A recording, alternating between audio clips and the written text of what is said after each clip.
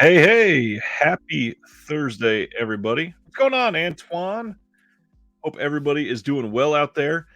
You are probably, if you read the title and the description below, expecting a guest.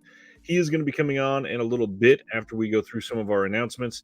He's got some previous plans, but stay tuned for that because Chris from They Live by Film is going to come in and we're going to talk about Vinegar Syndrome and five of our picks for some of our favorite partner label releases. So stick around. It's going to be a fun night.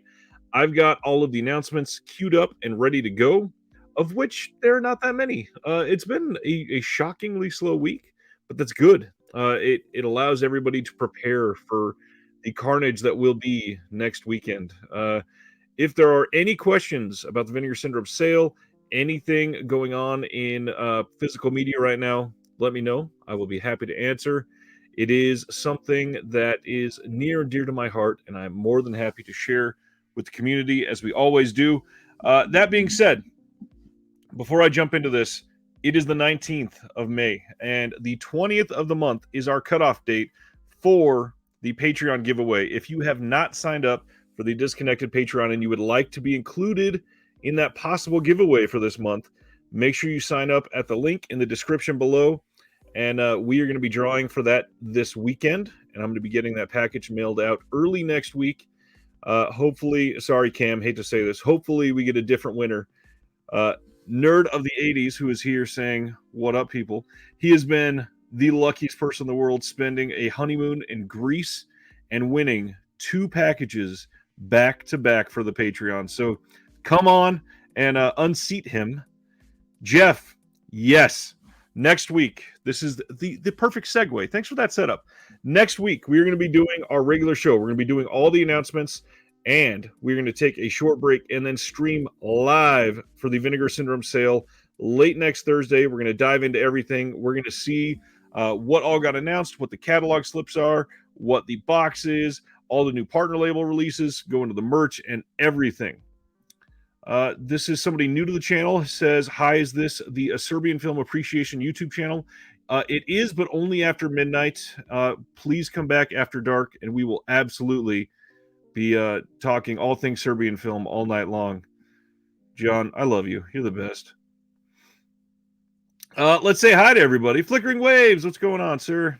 Dave, glad you're here. Jeff, my friend, good to see you. Sulako88, welcome back. Sardis, my friend Jesse, you're good. Glad you're here. Sulako says, "Is Coca-Cola Kid any good?" It is. It is a good film. It is a well-made film. It is one that not everybody's going to love. It is certainly recommended, as is everything from Fun City. They are one of the better ones. That's for sure. Cam, glad you're here.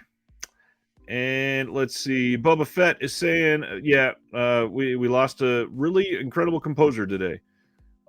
It is one that I completely. It hurt for sure. He's done some really great work. Chris, can't wait for the live sale stream. Awesome. Hope you come back for it. Hilton says, "Best watch of the week was Funky Forest from Air 4444. That is a hell of a mouthful. Funky Forest and Warp Forest still available from Third Window Films. And that is a great recommendation time for our guest tonight. Our guest tonight is going to be Chris Haskell from They Live by Film, which is a really great podcast, and they do a lot of the same thing I do. They get a guest from a boutique label, and they discuss with them like everything physical media, how they license their films, what kind of things that they are focusing on, maybe what's going on in their neck of the woods and everything. And they had a representative from Third Window Films who is literally the entire company by himself. I've always advocated for Third Window Films, but it is something that if you listen to that episode, you're just going to want to shovel money into them. So I would strongly suggest you go subscribe on your podcast distributor of your choice to get They Live by Film and listen to that episode because it is very good. Video store review. I feel like I haven't seen you in a while. If I have, I'm sorry. I'm exhausted. Maybe I have. Either way, I'm glad you're here. John, famous lover of a Serbian film, says Coca-Cola Kid is really good. Yes, it is a really good film. It's just not going to be one that everybody loves. Anthony says, is Tokyo Decadence a good recommendation? I have not watched it yet. I got to be honest. Sardis doesn't like the blue hue. Let me change it for you. The Tokyo Decadence is one that people that I trust have said that they love, and I will stand by that. Is that better? Or are we just looking for normal? Let's do some relaxing. Dave said added Yellow Essentials to the collection this week. Nice. That's those are some good releases, especially if you don't have any of the first two. And then that third one is all brand new. That's it's turning into a really good line. Lissa, what's going on? Not complaining. Sardis, that is it's a holdover from the interview that is going to be dropping on the channel tomorrow, but we're going to talk about that in just a minute. I figure it is probably time to get to some of these announcements. Anybody else feeling the same? Because I know I am ready. Let me get it pulled up for you. And then I saw an interesting comment here. Flickering says, best watch of the week was Inland Empire. Really pleased with the new presentation. I'm really hoping we get a new disc from Criterion. It looks like we should be. Movies by Easier. What's going on? John says, Tokyo Decadence is great. Gotta love sex and violence. And that is literally exactly word for word what I've heard. So as long as you're into that, get on it. Tokyo Decadence and Unearthed Films. I mean, they don't get a lot of love. They don't get a lot of coverage. That's the big thing. I try to talk about them as much as I can. But Unearthed Films is doing some incredible work lately. Video Store says, I've not caught many live streams lately. Busy studying to get my master's. Oh my gosh. That is incredible, dude. Congratulations. Or dudette. Or you. Person. You.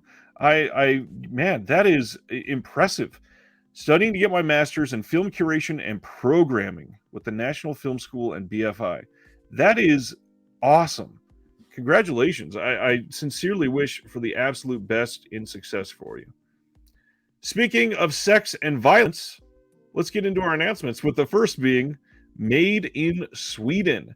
This is coming from Code Red via Kino Lorber in August 9th.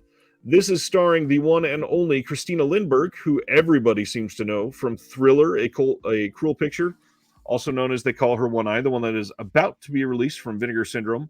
So if you want a very Christina Lindberg summer, this is probably a great choice. I don't think I've seen this one. This is listed as an incredibly sexy U.S.-Swedish co-production. Young Inga, played by Lindberg, is a country milkmaid, longs for a trip to Stockholm, the Swedish capital.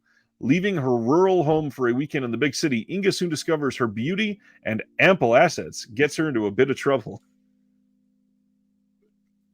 Gotta love good copy. Deserting her country life sensibilities for a slice of urban values, Inga's romantic adventures will shock and entertain. Made in Sweden is an erotic coming-of-age story and is one of the very first film roles for cult film starlet Christina Lindberg. This is a new 2K restoration, has a trailer, and nothing else. Classic Code Red disc. Let's see. Bubba Fett says, I love Lynch, but I've watched Inland Empire twice and do not like it. I have found that is absolutely true for Lynch's filmography for a lot of people. They seem to like a lot of very individual titles, but then others they despise. Hilton, bummed that we won't be getting the BFI targets. That was on my notes to cover tonight. I did not share this on Instagram, but it's a good time to talk about it. So BFI announced that they are having issues with the elements for targets, and the entire release at the moment is canceled. It is not something that they could control. It is just the point that they could not get the film at the stage that they could release it and put out a product that they could stand by. It is something that I sincerely hope we get a good release of in the future, but if the elements are shot, I don't know that we're going to. What we have out there on DVD and everything is possibly going to be it. So it's certainly rough. This is why not only this hobby, obviously, and I'm not standing up saying I'm saving the world or anything, but these companies that do what we all love, that's why a lot of this is so important. They are archiving cinema day to day, literally. And a film like Targets that is super important, that has been around, what year did Targets even come out? God, that is a decades long ago release, obviously. I don't want to lose that. I want that to be able to be seen by future generations. And without, good restoration, without good archiving, without a good 4K scan digitally saved, it is at the point where we could lose some of the cinema.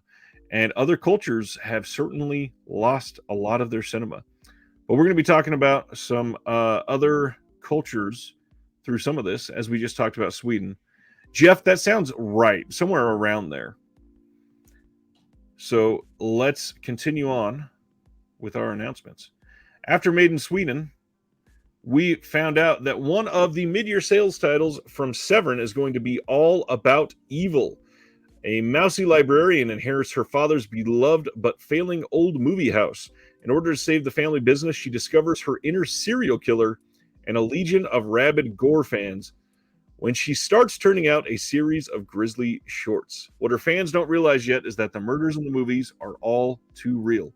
I love this cover. And then the artwork is this, and we got Natasha Lyonne in it.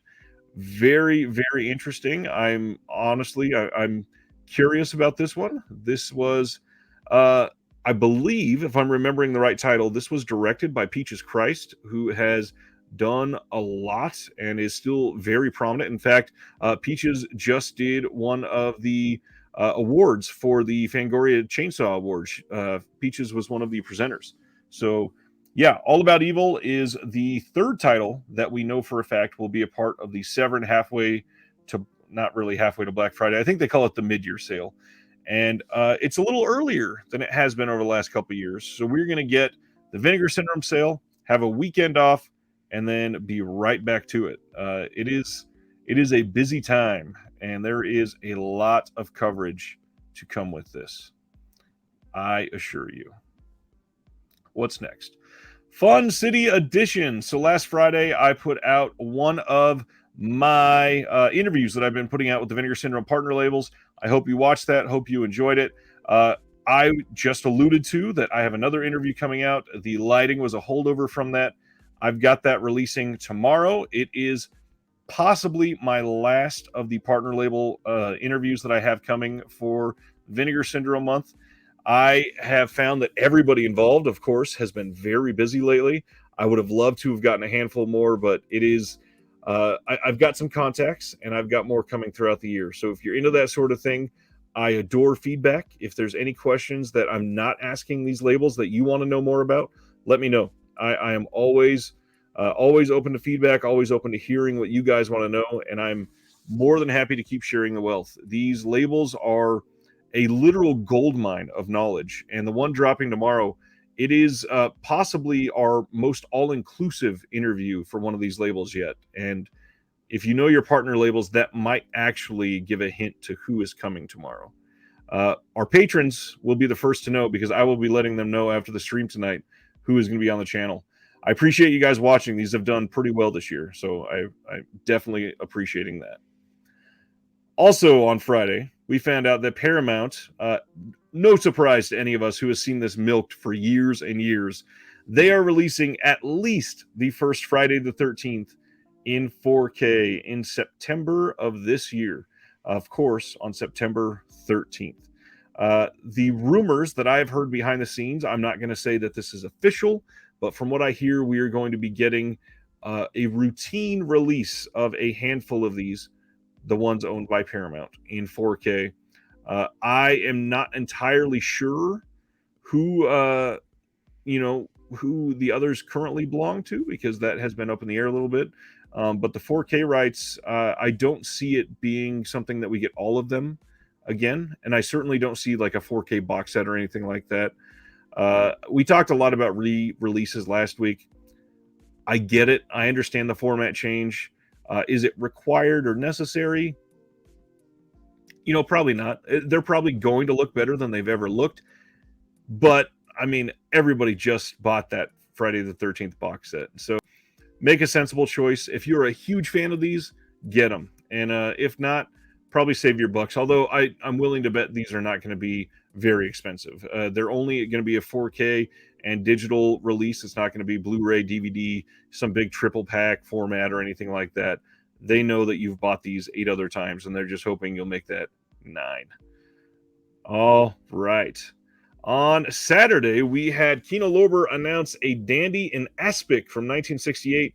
This has Lawrence Harvey and Mia Farrow, and I know nothing about this. Again, my big blank spot is classic Hollywood, and this is one of those that I don't know, but it's coming, and Kino does good work. And let's carry on. They also announced Dream Child coming soon from Kino Lorber.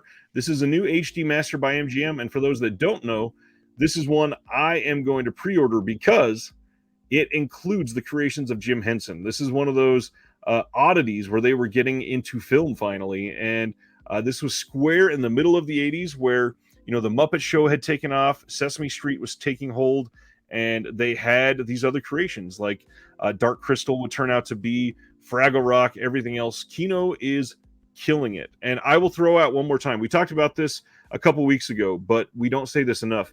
If you are going to be getting Kino titles, pre-order directly from Kino. They, you know, $50 free shipping. That's great. And they ship UPS, but then on top of that, they are always cheaper through Kino Lorber, whether it's a sale or not. A title like this, I guarantee you, will probably be somewhere between $14 and $16. You go somewhere else, even like an Amazon, this will be a $20 title all day. So you can get 3 or 4 titles straight from Kino, get that free shipping, get it pre-ordered to come to your house, and you're probably getting about a free movie because on each one you're saving $4 to $5. So it is absolutely worth it. Kino takes far too much out of my wallet, that's for sure. This one, by the way, let's see. Directed by Gavin Miller, starring In-Home, Coral Brown, Peter Gallagher, Jane Asher. Not some huge voices or faces in this, but I'm curious. I've not seen this one, so I'm dying to see it. I'm a Henson whore, basically. What an awful name. Speaking of whores, oh man, that was a perfect segue. A new distribution company called Malambra Films. Malambra Films is fundraising for the first restoration, which is going to be The Sex of Angels from 1968. There's an Indiegogo link here in this post on Instagram, Twitter, Facebook, wherever, and they are trying to restore this film. So from their Indiegogo, they say, "We are a newborn distribution company which aims to bring back overlooked cult films of the past back to life. Our mission is to distribute exclusive premiere genre films restored in the highest definition from the OCNs. The films we have rediscovered and carefully selected belong to a variety of genres, all of which you will enjoy on Blu-ray, on your favorite streaming platforms, and even in selected cinemas across the UK. This is only the beginning of what we will do. Your help means more films for more enjoyment, bringing a new series of volumes back to life with added extra contents, including making of documentaries and interviews with the filmmakers." I love when we get announcements like this. Obviously, we have titles coming. That's exciting. But the big thing is we have more groups archiving film, rediscovering film, and sharing it with all of us. So one of the cool things with this one is they say Malambra is divided into volumes, each one exploring a theme, time, or filmmaker. All volumes contain a range of films to explore the sections above from all different perspectives and to gain a brimming understanding of the chosen topic. The first volume is Italian genre films, specifically of the 1960s. And the first one is this, The Sex of Angels. And on their Indiegogo, they only have 2 options. So if you want to get in on the ground floor, this is £25 for the limited edition Blu-ray of Sex of Angels with the uncut film, lots of extras, and exciting custom-made packaging. Or you can give £55 and you'll get the limited edition Blu-ray of the film plus a custom-made poster in A2 format. And that is great. I'm so glad that they are sharing things like this. I love when we get new companies like this. But that's the perfect segue because this is not the only awesome announcement like this that we got. Maybe it was before this. Whoops. We'll get into that other one in just a minute. Criterion had their announcements, and it seems to be a very divisive month. Criterion is putting out Daddy Longlegs. This is the Safdie brothers film from 2009. Obviously, through Uncut Gems and everything that they've been doing behind the scenes, the Safdie brothers and Criterion have a pretty strong relationship going now. And this is a new 4K digital transfer approved by the brothers. New interviews with the actors and musician, a documentary from 2017 about the Safdies, footage from the first meeting with the actor, making a program, a short film by the Safdies from 2008, deleted scenes, all kinds of stuff. This looks like a pretty good release. This is something that I did not ever expect to come out through Criterion, but I'm glad it's here. Continuing the odd month is one that is very surprising. This one is from 2007, and this is called Frownland, a nightmare transmission from the grungiest depths of the New York indie underground. The visceral, darkly funny, and totally sui generis debut feature from Ronald Bronstein is a dread-inducing vision of misfit alienation at its unhinged extreme. In a maniacal performance of almost frightening commitment, Doorman plays Keith, a disturbingly maladjusted social outcast and self-described troll whose neuroses plunge him into an unstoppable spiral of self-obliteration as his crummy coupon-selling job, pitiful living situation, featuring the roommate from hipster Brooklyn Hell, and last remaining human relationships disintegrate around him. As captured in the grimy expressionist grain of Sean Price Williams' claustrophobic camera work, Frownland is DIY cinema at its most fearless, uncompromising, and unforgettable. This is one that I have not seen, but I've heard about it for quite some time. I am shocked that this is getting a great release like this. Speaking of the Safdie brothers, the filmmaker for this and Josh Safdie are on this disc having a conversation. We got some deleted scenes, an introduction by the filmmaker, and an essay by critic Richard Brody. I would have loved to see a little more. It's not terrible. Oh, man. Cam says the Indiegogo campaign is currently under review and has been removed from the site. I bet it's because they had the poster on the site unedited, so you could see the illustrated nipples and everything. Oh, my God. Shocking. I hate how that happens. Censorship is never great. Ken, what's going on? Glad you're here. Maximus is here too. Hey. We are talking about the Criterion announcements at the moment. Got a few more left. We get Hotel du Nord from 1938. This is by Marcel Carnet, and it's anguished young lovers, fallen women, wanted criminals, and all manner of social cast-offs. These are the disreputable denizens of the Hotel du Nord, an atmospherically seedy boarding house on the bustling banks of the Canal Saint-Martin in Paris, whose lives collide in this bittersweet rhapsody of romance, betrayal, revelry, and violence. This is one from 1938. Again, I've not seen. I'm not one that is super deep into these classic cinema, but this one sounds pretty interesting. I'd love to see how these characters interact. This is a new 2K restoration. New conversation between filmmaker Jean-Pierre Jeunet and journalist Philippe Morrison. Television program from 1972 on the making of the film.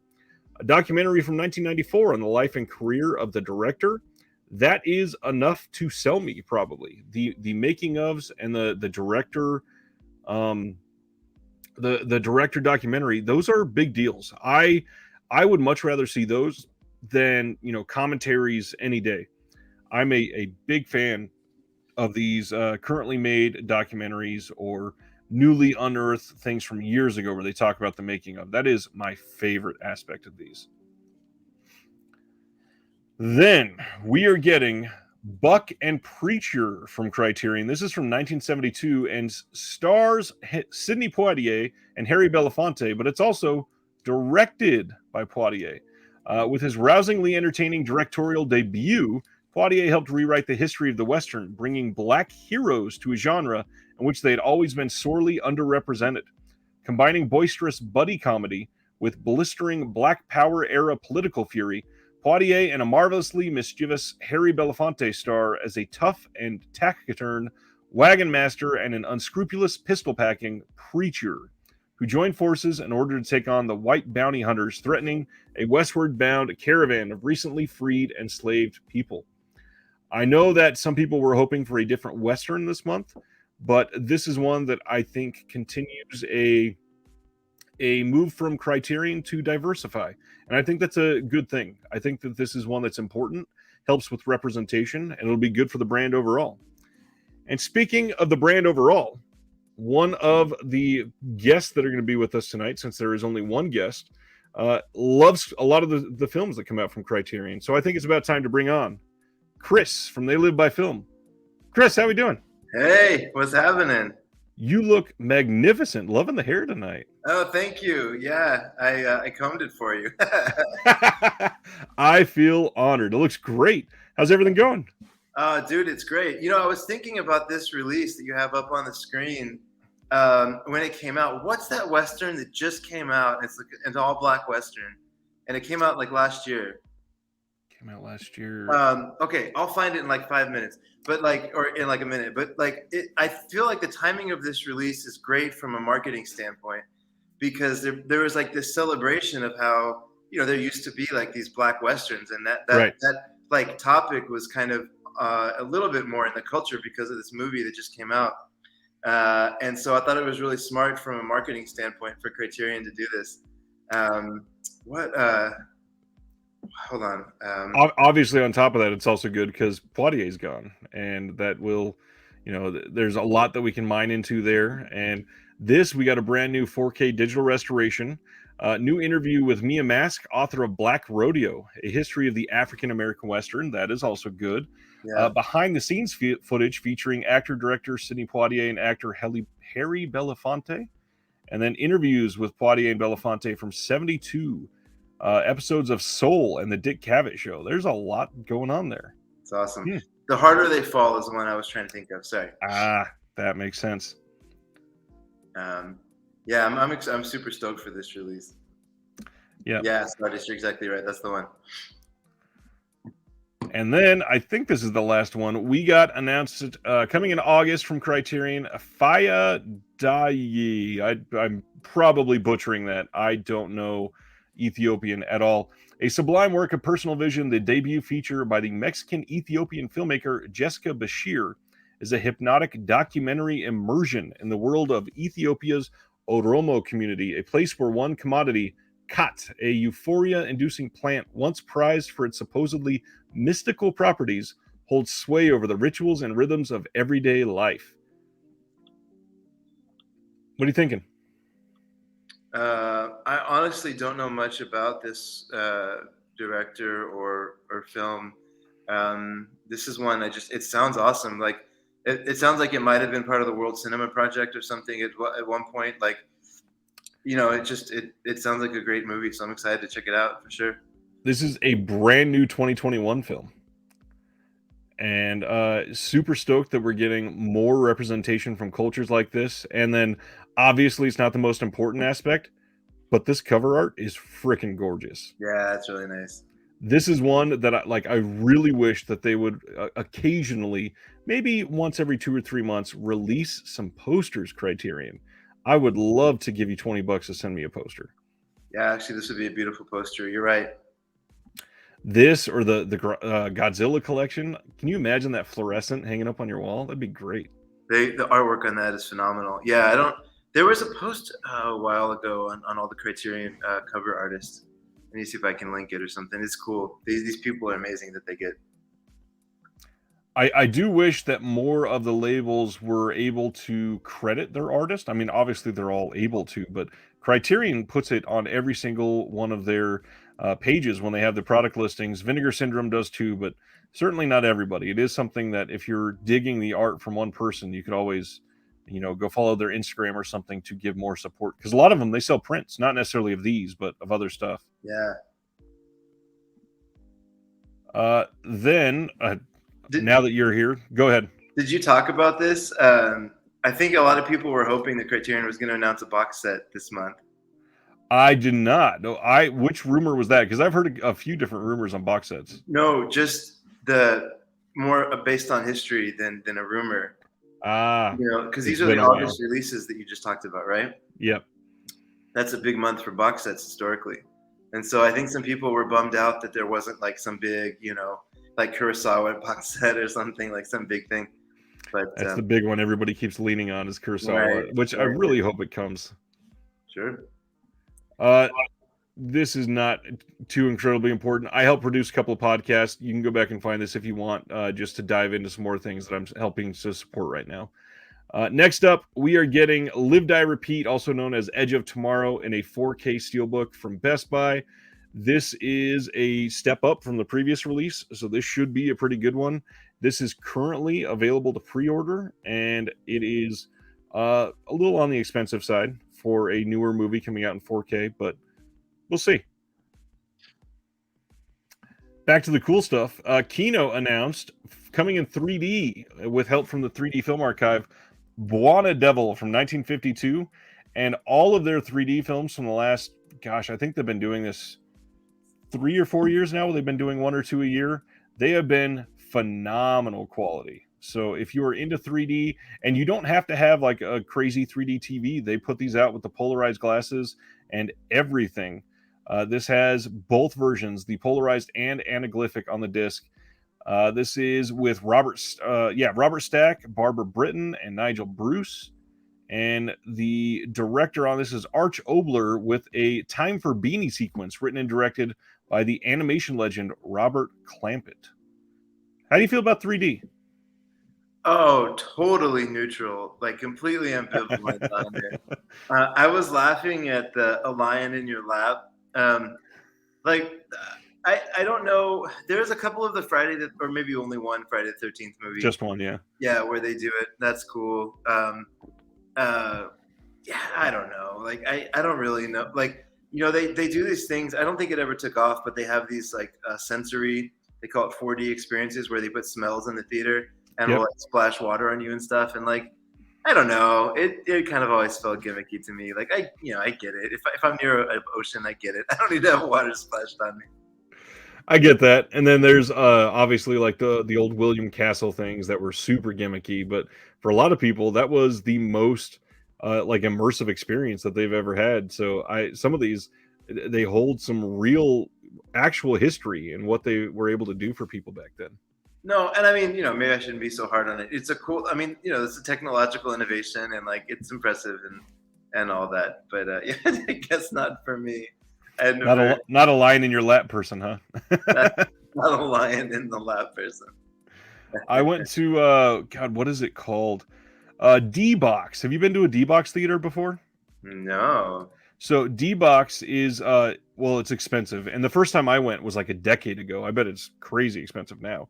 I went to one in California, middle of the high desert, and essentially it is a motion seat where you are sitting in this, and they have it programmed with the movie, so it's only for very specific films. All right. To move or to shake, or like if there's a gunshot, it feels like it ricochets like off of your seat.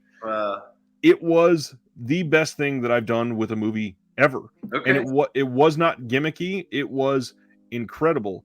But the crazy thing is you can buy D-Box seats for your house. No way. And they are like $2,000 a piece. So I can't imagine. But yeah, if you look at any of these movies, like the one I saw, it was Cabin in the Woods. If you go look on the back of a Cabin in the Woods, you'll probably see something that says it is D-Box ready. That movie's wild too. That'd be a fun one to like the big reveal for that movie is amazing. It is. That might be a fun one to do it on. You said it's $2,000 for the chair. Something like that, yeah, for one.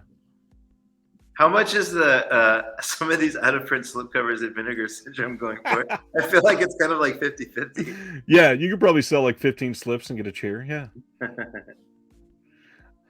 Let's see. We got just a couple more left for this time. We got indicator announcements during the day. Usually they come in the US, it's an overnight thing. This came today. We are getting Robin Hood at Hammer, two Tales from Sherwood Forest. We are getting Sword of Sherwood Forest and a challenge for Robin Hood. Those are from 1960 and 67. And one of these, we got Richard Green and Peter Cushing in. The other one is C.M. Pennington Richards, A Challenge for Robin Hood. Barry Ingham dons the Lincoln Green. And this is going to come with an 80-page book in one of the fancy Indicator box sets. Robin Hood. What do you think about Robin Hood films? First of all, Indicator always has the best cover art. Look at that thing. Like it's just like every single thing they do is a work of art. That's so impressive. It is. I actually hadn't seen this yet, man. This is awesome. Yeah, no, I love Robin Hood. I've got Mill Creek put out all like the Robin Hood TV show from the 50s or something. I don't know, 60s. Yeah. I've got that, and the Adventures of Robin Hood is way more fun than it should be, like the old Errol Flynn one. So yeah, I don't know, I like them. The Errol Flynn one is on Disney Plus, I believe, for anybody that's not seen it. Oh, cool. And it's a great time to go catch up on that. The rough thing about Indicator this month, these are all coming out on August 22nd, only in the UK. They announced no US titles this month. So interesting I thought they set up a sales arm over here. They did, and they've released titles in most months. I think this is going to be the second month of the year that they've had nothing in the US. Oh, anyways, okay, interesting. The second one that we're getting is Madigan, starring Richard Widmark and Henry Fonda. This is from 1968, and the film sees Hollywood legends Richard Widmark and Henry Fonda in a gritty police procedural set in Spanish Harlem. Directed by Don Siegel, immediately before beginning his series of acclaimed collaborations with Eastwood, Madigan bridged the gap between classic film noir and the tough detective stories of the 70s. I'm curious why they didn't come out in the US. I wonder who's got the rights here. Yeah, there must be something on the horizon.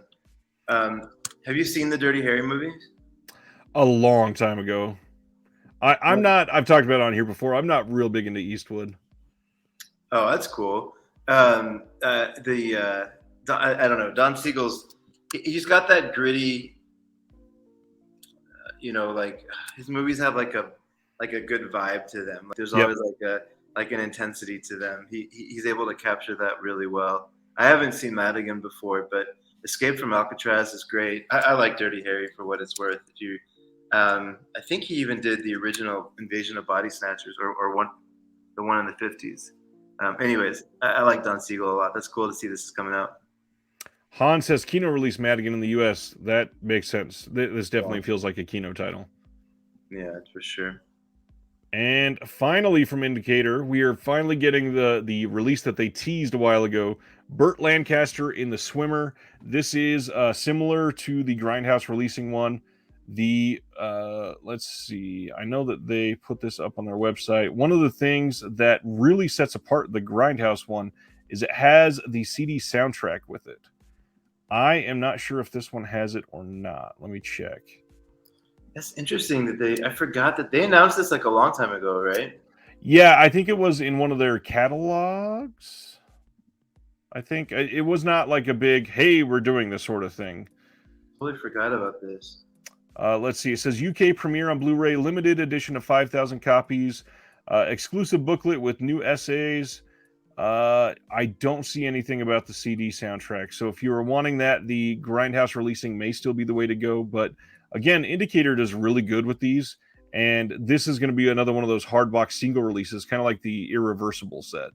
So yeah. There's this guy, Frank Perry, the director. Yeah. He's got, I like his story a lot. He's an interesting guy. He did, what's the name of it? There's a second director on this. Sidney Pollack is the other director on this movie. And Sidney Pollack kind of helped him get his start. And he's a super sharp guy.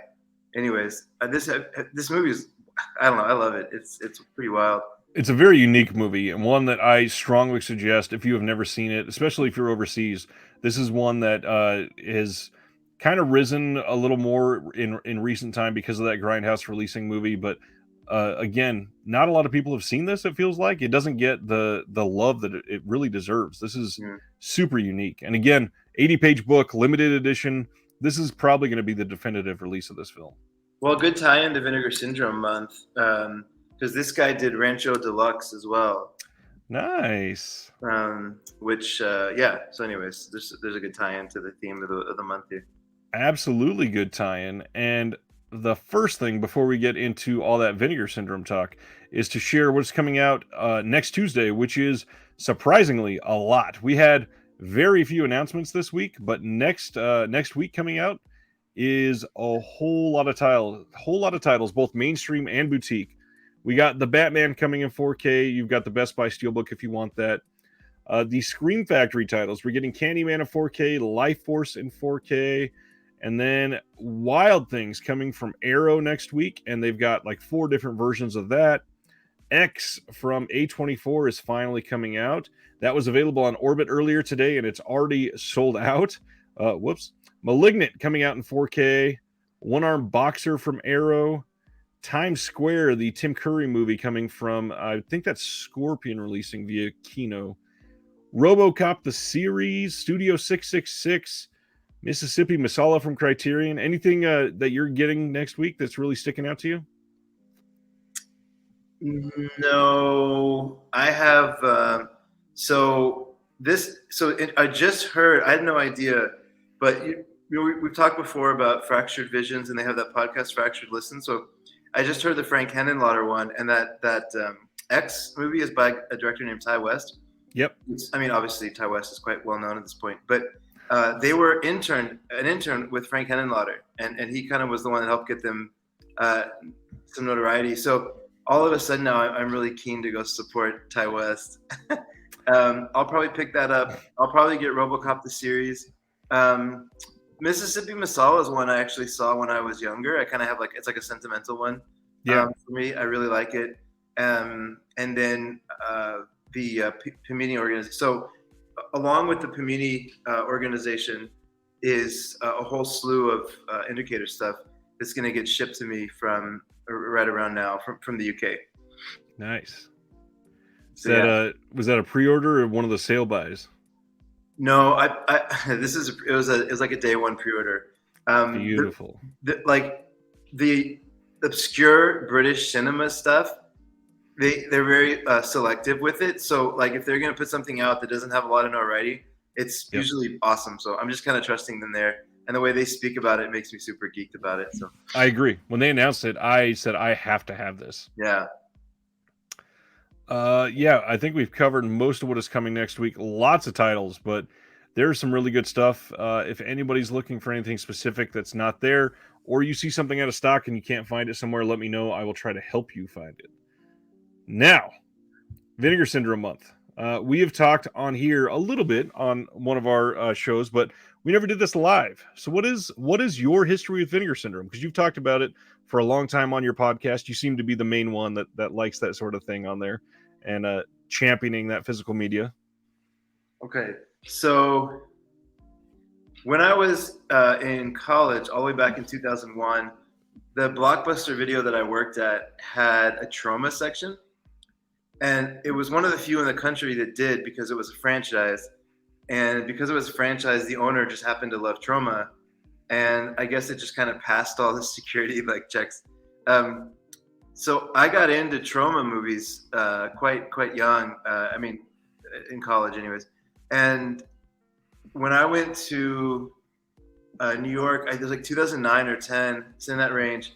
My wife and I took a trip to New York, and I drug her through Queens, in like the industrial part of Queens, to this old abandoned fire station that had been remade into Troma Studios.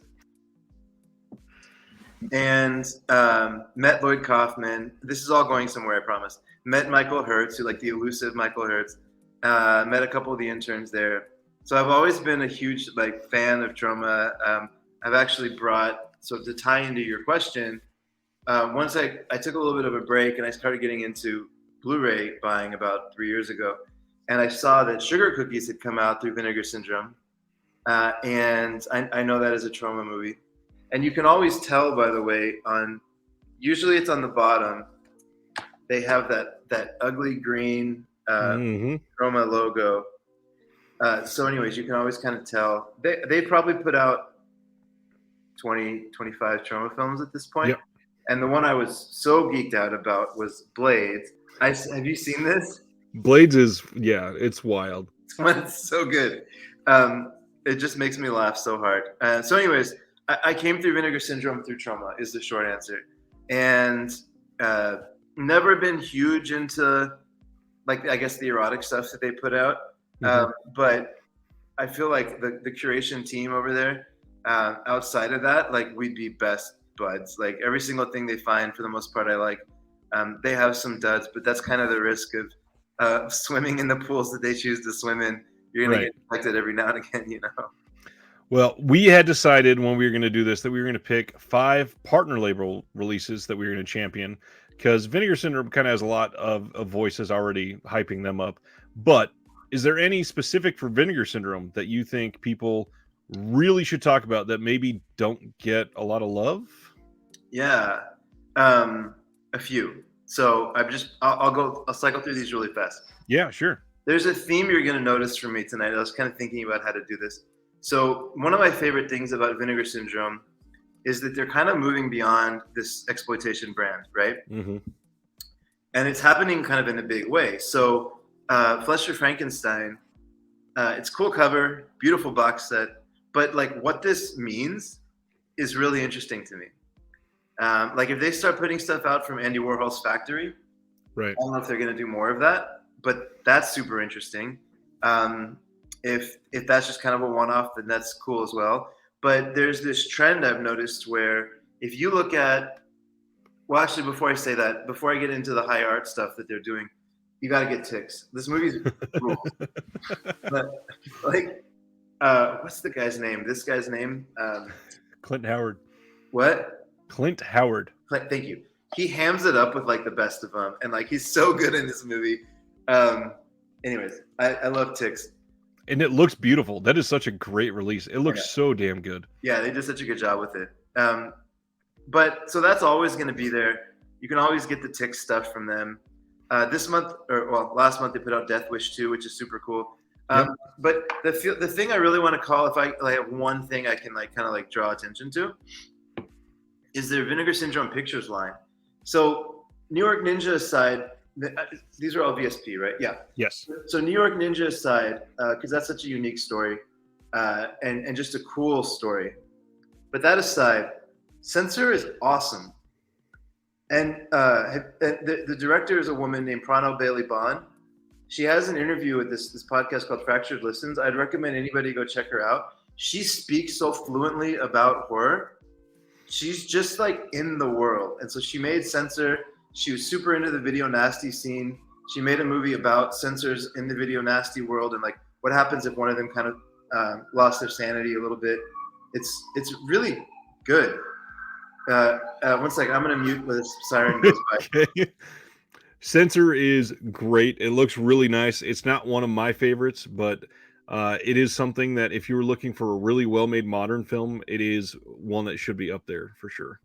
And then Scary of 61st. So I don't know if anybody is sort of familiar or has seen Zulawski's Possession here, but like go see that if you haven't, because that movie's insane. Please. And I never thought that anybody would be able to sort of duplicate the vibe or the feel of that movie, but they do it. Like The Scary of 61st is another new movie, another female director. So they're finding, and the way they kind of describe it was that they were really happy with the VSP Vinegar Syndrome Pictures line because they're able to find films nowadays that fit the vibe of the films they would put out had they been made like 30 years earlier. And you know, they're good at curation. And so honestly, like all of those films, I really enjoy having in my collection. I'm really happy to support. And that's what I feel like. That's what I would recommend someone go pick up in the sale. What about you? The Scary of 64th or 61st. Whoops. It's odd because I watched it and I respected the hell out of it, but I recognized about halfway through that I am not the demographic for it. So I knew that I was not going to think that it was my favorite movie or anything. But man, it is like it made me anxious. It made me feel things, and for a lot of movies, that is exactly what they're going for. So frenetic, right? Like the energy is just like so intense. And did you pick up? So I don't know if this is a spoiler. It's totally a spoiler. Should I say it or not? Say it. Okay, I'll say this. It's super interesting. Right at the very end, there's a clue that unlocks the fact that this is part of the extended universe of the Kubrick sex movie. Eyes Wide Shut. Eyes Wide Shut. Thank you. Yeah. This is an Eyes Wide Shut extended universe movie, and it's just like this kind of play on like what that world would look like in 2021, I guess, what the elite Right. look like, what sexual sort of slavery and these things look like nowadays, and how that would be impacted. So, anyways, it's just a cool kind of interesting take on that universe as well. So. I didn't warn you about this question, and I apologize, but to put you on the spot, we have 21 different partner labels. Which one would you say do you most closely go, I love every single thing they've ever put out?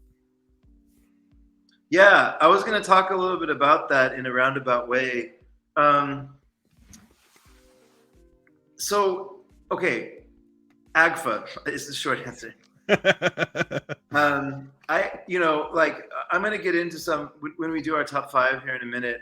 I want to get into what I love and don't like about these labels, but AGFA to me is like, it's like bringing a metal detector into the sewer, and they just find the gold and like give us the gold, and they're just waiting in the sewer. Like they spend so much time watching movies that nobody else would ever watch. Right. And they're so generous to the filmmakers that are making these like absolute garbage, but like they would never say that. Like you would never get them to say that. They're like, everybody deserves a voice. There's an audience for everything, and like they have a certain elements like in the movie that they look for and they put out, and it just corresponds really well with me, I guess. What about you? Do you have one? Well, first, before we pass the buck from your amazing accomplishments over the last year, Chris's podcast, The Live by Film, has had the opportunity to interview a lot of people. He's mentioned Fractured Listens multiple times. I listened to the episode that he'd had with Fractured Visions today, literally. Oh, okay. And it's so good. I mean, the in-depth analysis for all those, it's great. But again, a long way to say, Chris had a chance to sit down with AGFA, and the amount of things that they talk about in terms of, Bat Pussy of all films and everything else, it is just so funny to hear the way that they love these movies that a lot of people hate. And then these gems pop up. Like you and I both have really connected to one of the same films from AGFA, and that's Effects. Effects really hit me hard the first time I saw it. And Amazing. without AGFA, I never would have seen that movie probably. Yeah. That's kind of what I'm talking about, right? Like they do all this hard work, and so like all I have to do is spend what is it, $22 a month or something with the discount, and they just kind of feed me entertainment. And so yeah, and like they're all over the place too. There's like Turkish cinema they've put out. They put out movies from Uganda. Like they're all over the place. Like they love film, and like they don't really have a lot of borders and boundaries around what that looks like. So yeah, I like them a lot. And they show no sign of slowing at all. Like they might have a busier 2023 than 2022, even from the sound of it. Yeah, I think they said they're gonna have 17 titles in 23, which is great. Wild. Yeah, absolutely wild. Yeah. For me, partner labels. You weren't supposed to throw that back to me. I might say so far Utopia. And it's a sad one to answer because Utopia has not been releasing as many as they were at first. So I'm kind of itching for some new ones. A lot of their titles are like, I'm a big sucker for documentaries. I'm a big sucker for like slice of life films, like Red Rocket from A24 last year.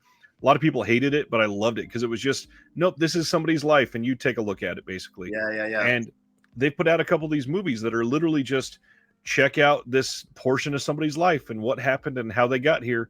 And just to be able to inject myself into that period of time and really just live that for a minute and understand a shared experience that I couldn't literally be a part of, and empathize with that and grow as a person and discover new things. I mean, that's true culture right there. I love stuff like that. Utopia is one of my 5. It's not the one that I brought down, so I'll talk about one that I did not bring down. Moments Like This Never Last. Yeah. Just like, what is that? I was watching this, like, I've never heard of this dude before. How have I never heard of this guy before? Right. And like, this is an amazing documentary. Like, I was just completely transfixed on it. Yeah, I agree. Utopia does great work. And then they put out random like silly movies about like arm wrestling and champagne and shit. So I feel like it's just the personality of the Kyle. He just kind of he has a funny sense of humor too. Right. But the docs are just incredible. Yeah. I agree. You want to get into our 5 and then we can gush over the rest of the partner labels? Yeah. All right. You want to start or you want me to start? How do you want to rank? Or does it have to be ranked, or is this just Nah. Let's start with Utopia then. I see a lot of movies. Last year I saw 300, right around 310, 315, something like that. Ooh. And this year I'm probably on track to a little bit less, because 250 to 280. It's hard to sort of like, I'll watch a movie and I'll appreciate it for what it is, but it's hard for me to stop and just be like, "What? This is amazing." Right. And this movie did it for me. Like this.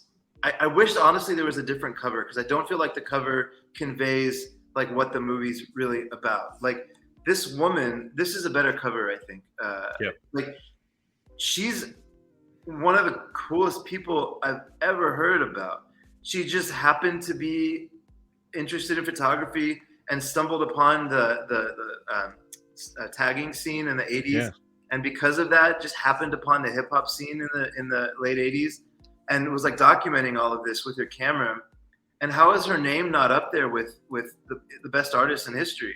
Like, she's doing very important cultural anthropology type work. And everything that she was documenting became like movements, like became huge. Right. And she's not, a billionaire. So I felt sad for that. But yeah, that one just completely floored me. And so anyways, that Utopia is number 5 for me. And that's the one I wanted to talk about. That's a good one. I brought that one up to somebody who runs another one of the partner labels just this week, and nice. We just shared like this level of documentary when you can find a name that you've never heard before and see it placed in a way that you're amazed and how no one knows this name. Is shocking. Yeah. Speaking of names that nobody knows and documentaries, this is one that I think a few people heard of this story, but until this came out, I never knew all of the story behind this, and I don't know why, but I got super invested. I'm a big fan of Kid Candidate. This is from nice. Gunpowder and Sky, and this is one that I loved. It was short. I think it's only like 67 minutes long. It is. It's super short. It is very real. It is literally just a young, like 21 or 22-year-old literally running for city council. And the big thing that I loved about this is that it showed how much in today's day and age that local politics literally mirrors everything that happens on national politics. And it's the way that we have human interactions, even on a one-to-one level, is the same way that we are affected on a society level with a lot of these things.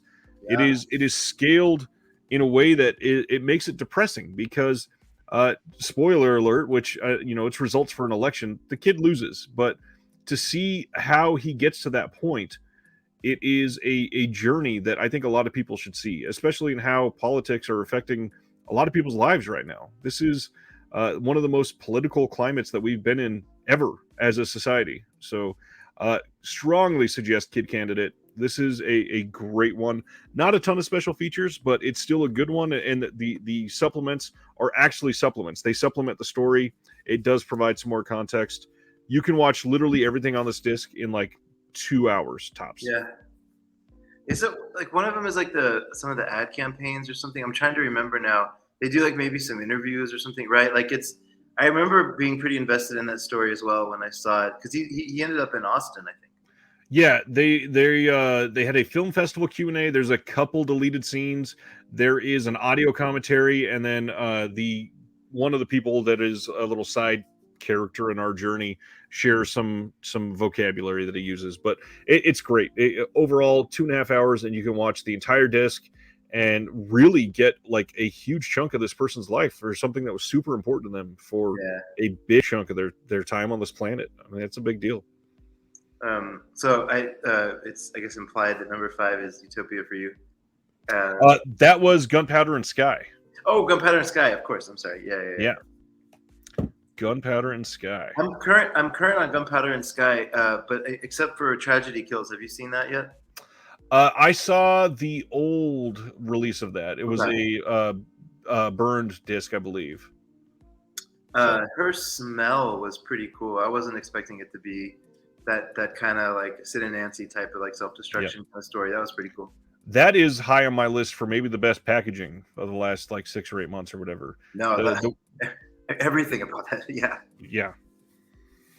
Cool. Well, do you want to do number 4? You want to kind of do like Yeah, let's snake around. So we Yeah. just talked about AGFA. Let me get this out of this protector here. This movie is maybe the most glaring difference in AGFA's filmography. This is one that they collaborated with Shout Factory on. So much so that the Shout logo is even on the spine for this release. Yeah. And this movie is The Leather Boys. This movie is a lot of people talk about AGFA and they're like, oh, it's a so bad it's good film. This is a great movie. The Leather Boys is a very important thing in history. The back here, I think it was worded very well. It's been a while since I read this. Part of Britain's new wave of hyper-realistic kitchen sink films, The Leather Boys is a riveting mix of teen angst, biker thrills, and raging emotion. I mean, that alone is visceral, and the way that they deliver on that is genuinely a lot of what they're speaking to there. And this is one, it really sticks out from the rest of their filmography because it's not, cheesy shot on video. It's not somebody in a Batwoman costume on a bouncy ball. It's not, action with Hollywood films. It is a genuinely great movie, and so many people are not watching it. And it's up there. It's probably top 5 from AGFA for me. They talk about it as when they saw the print come out of the scanner, they were like, "This could be a Criterion movie." Right. It's really it's a beautiful film. That's a great one to call out. One that doesn't get the love either. AGFA gets a lot of attention for things, like the horror movie trailer show. Jungle Trap has been getting some love lately. They do a lot of great stuff, and like She Freak is another one that's super important. But this one is really good. Yeah, awesome. Number 4 is, I'm gonna cheat a little bit because I've only seen one of the movies from the label, but there's a trend I kind of want to talk about, and there's a reason why it's on the list. So, like, when AGFA was announced as a partner label for Vinegar Syndrome, that kind of made sense. It's whatever that like fits, I guess, what you would expect. And now they're getting into these labels that are like Deaf Crocodile is the one that the stuff they're putting out. They're not on the list. That's probably an oversight of mine. I've loved the first 2 releases they've put out, but they could easily be Criterion, Arrow, Indicator. Like the stuff they're putting out is just world, like global, like art house kind of cinema, and I like this trend of moving away from Vinegar Syndrome into talking about OCN Distro, and into them kind of creating this new identity around Justin, who has seen, I don't know, 20,000 movies. Like, I don't know, like that guy's an encyclopedia. And so if you follow him on Letterboxd, Justin the Liberty, it's like every genre just cycles through. It's like, it doesn't matter. Like, he's seen everything. And he's got a list of 412 titles from that genre too, of every single title. No, it's true. It's true. Yeah, I know. It's amazing. And so I think I like seeing this kind of maturity of OCN Distro. And one of the labels that I think represents that really well, you mentioned one of them, which is Gunpowder, and the other one is Yellow Veil. So there's, Vinegar Syndrome can't be everywhere. So they're partnering with companies like this and finding new films that are probably, like in this case of Knocking, doing well on the festival circuit, but then just kind of being forgotten otherwise. And they're getting an outlet and they're getting a distribution channel. And so if anybody from Yellow Veil is listening, please come on the podcast or come on Ryan's show. I'd love to hear their story. But I just think that this label represents to me sort of like what I like about OCN Distro in a way that I would never know about these films otherwise. And so I have the rest of them. I just need to watch them. But I'm finishing up Fun City. I'm all the way through Bilitis. I just haven't seen the most recent one. that I'm going to switch to Yellow Veil and catch up. But Nice. That's a good call. I think Yellow Veil is great, so much so that I will share my number three, if that's okay, because we may as well just stick with Yellow Veil for a moment, so I can keep praising them. Blood on Her Name. This movie is a really good. It's a thriller through and through, but it's kind of approached as like a murder mystery to a point, but you don't know that, which makes it a really unique film. The acting in this is surprisingly great, and it is a story that I think I just attached to for some reason. But it was really visceral. It's one of those movies that you can tell it's set in like Arkansas or Mississippi or something. We're just watching it. You like, why is my room humid for some reason now? Yeah, Blood on Her Name, really good. Again, really good special features. Yellow Veil has done one of the better jobs, I think, as a partner label in solidifying solid releases and something that I am literally just dying to see what the next one is. Yeah, exactly.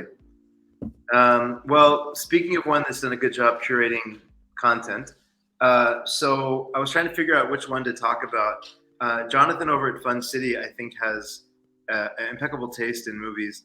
I would say this if he was here too. I think Bilitis was a miss. Have you seen it? I have not watched it yet. I was like, okay, like it's just like the first 20 minutes is just a bunch of like 14-year-old naked girls kind of like kissing and like getting, and it's like that soft focus of like the old Victorian kind of like period pieces and stuff. I was like, yeah, I mean, okay. And, you know, the director has an important role in history. I won't dog on it too hard, but yeah, I don't know. That was the Bilitis aside. I like his taste in movies a lot. I think his curation game is very strong, and he gets titles like his philosophy, which I love, is find a title that people might not know from somebody that they know. Exactly. And so he kind of knows how to market these movies really well. The one that I chose was Walking the Edge. I could have gone with 4 or 5 different other ones. Yeah. I don't know. I had a great time watching this, and Born to Win, which I haven't seen yet, but I believe kind of feels a similar way. I feel like it's got that gritty kind of vibe to it, and so I hope he put out some more of these. Oh, this was from '83. I was going to say it was a '70s movies, but I like that whole William Friedkin, like we were talking about Don Siegel earlier. Like I like that kind of gritty street, like, you know, like handheld camera, close up kind of style of filmmaking, and I think that Walking the Edge fits that for me. So. And all of Fun City really kind of fulfills that really well in different ways, obviously. But a lot of them, they're alluding to the Fun City, meaning classic New York, and it bleeds through in a lot of those movies. And if you watch the interview that I did with him last week, a lot of what he's pointing out is that these are movies from auteurs, from people, for people that did not necessarily see it, even though they love these auteurs. So yeah, it's just getting a great release for something that really deserves it. Yeah, exactly. So, do you want to do the snake thing? Yeah, go. Speaking of this trend I kind of mentioned with Yellow Veil, there's another label that only has 3 releases with Vinegar Syndrome right now, or with Ocean, I should say. And I believe they've just announced the 4th, although I don't have it yet. And that's Connie. And this is sort of an important label to me because what Yellow Veil is doing for horror, I feel like Connie is doing for just sort of important cinema. So the one I'll talk about is Cain and Abel.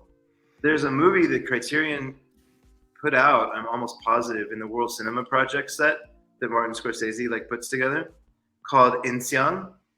And it's by this guy named Lino Brocka, who's sort of this big auteur from the Philippines.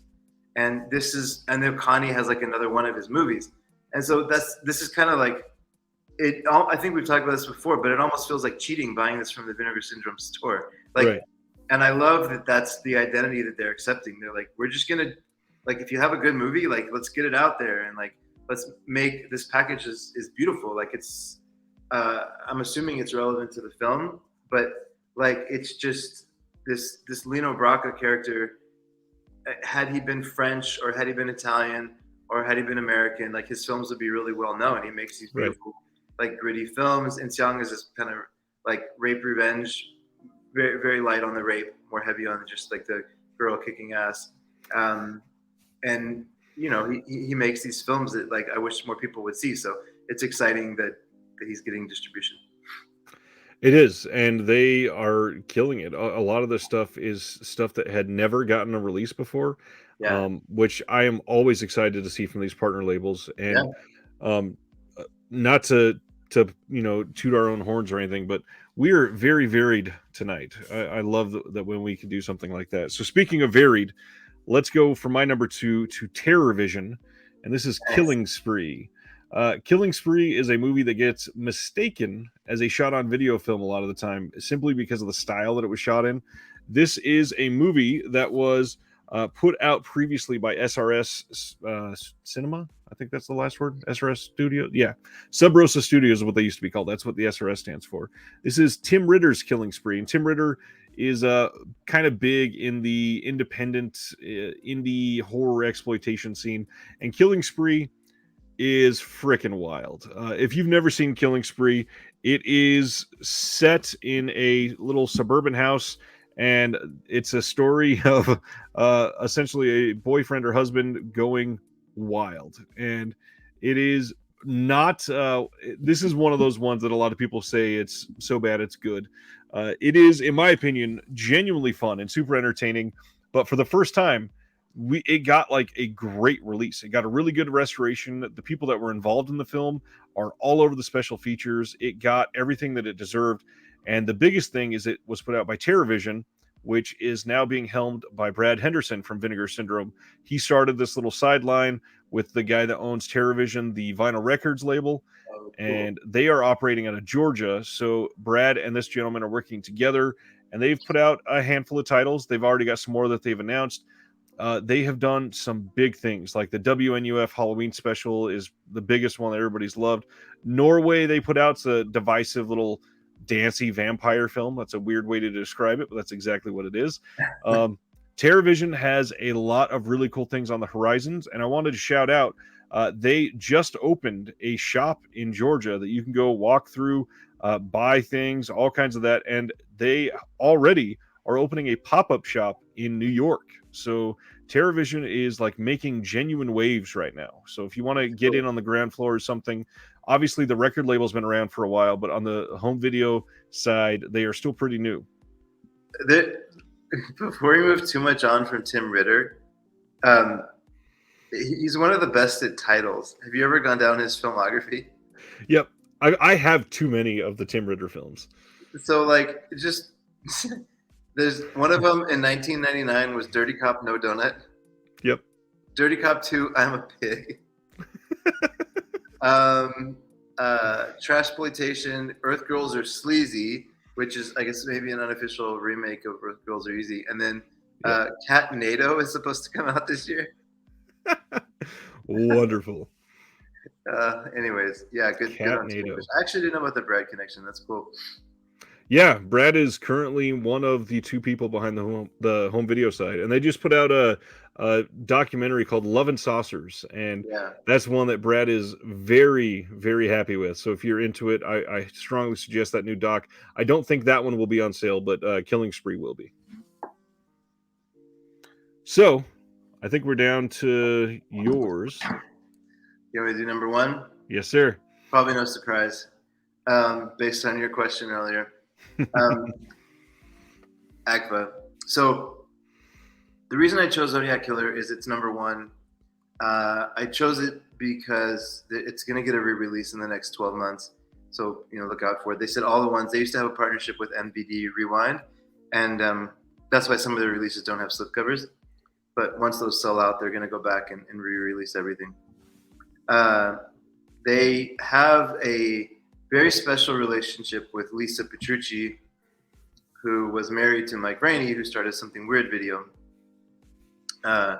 And I guess they talk about Lisa in a way that I felt the same when I spoke to her. She's amazing. Like she's this sort of she's, her husband died early. She didn't really know what to do. She just kind of decided to carry on this archive that he'd built up over his life, and they kind of built up together. But it was kind of mostly his thing. And now AGFA approached her. At the time, it was Alamo Drafthouse, I believe. Although they made it, I don't remember the timeline. It was either Alamo Drafthouse or AGFA approached her about sort of putting stuff out. They chose Zodiac Killer as the first title. So I love this story. It's a sweet story. Zodiac Killer is one where the story of the movie is probably better than the movie, but it's like an amazing story. Like this guy that ran 3 pizza shops just decided to make a movie with no like film background, and his goal was to try to actually catch the Zodiac Killer. So he like made this movie on his own money from selling pizza, and he like went to San Francisco and played it, hoping that the Zodiac Killer would come watch a movie about themselves. I don't think that happened, but it's a cool story, and I think it's a nice way of kind of starting off this label, which has become very deep with something weird, and I like that story as well. So that's my number one. Something Weird is a label, a name, a brand that has been ingrained in a lot of things over the years, Yeah, and the history there is one that if you have never given the time to dive into it, I strongly suggest it. You'll find collaborations with Mondo Macabro, Vinegar Syndrome, Severin Films. yeah. There's a couple more even. Arrow. Yeah. She said that they're actually gonna start putting out books because she just has like in her archive, like every single like nudie cutie that was made, or like a big chunk of them. So she's like, let's just make a book and like sort of be like the definitive guide for these different like pieces of history. So anyways, it's cool. I'm excited to see what they do. That's fantastic. Yeah, that would be awesome.